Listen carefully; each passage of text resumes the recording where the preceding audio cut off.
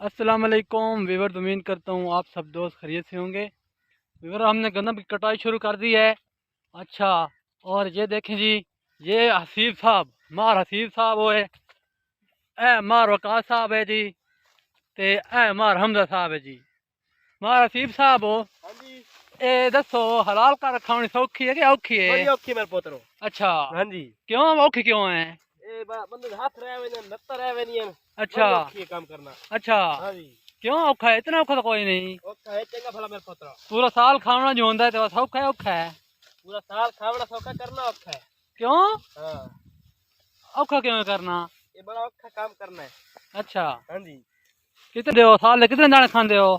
कोई 5-6 बोरे खावे ने। अच्छा, तो बस ते हुण कितने कमा ले इस बोरियां? ये 5-6 बोरे कमा ले सा। एक बंदा? हाँ जी, हाँ जी। ते लोगन के आखना चाहते भाई है वाडी करो कि ना करो? लोग ना खर्चा वाडी करो। ते जे लक लेने लगदे उन्हां के आखना चाहते हो? लेने जो लगदे ने लेने लगे खोतरे में। नहीं यार, ये नहीं होना चाहिए, वो वाडी करें। अच्छा।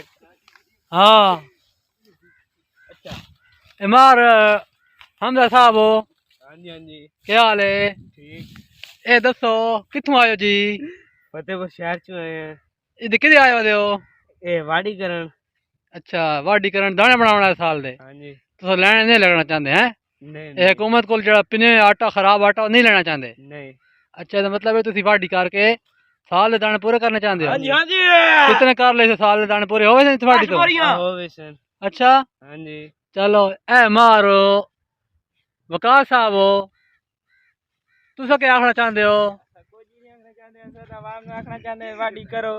अच्छा, यस, सारे देख लेनी। हलाल करना चाहते हो, लेना नहीं लगना चाहते? हलाल करना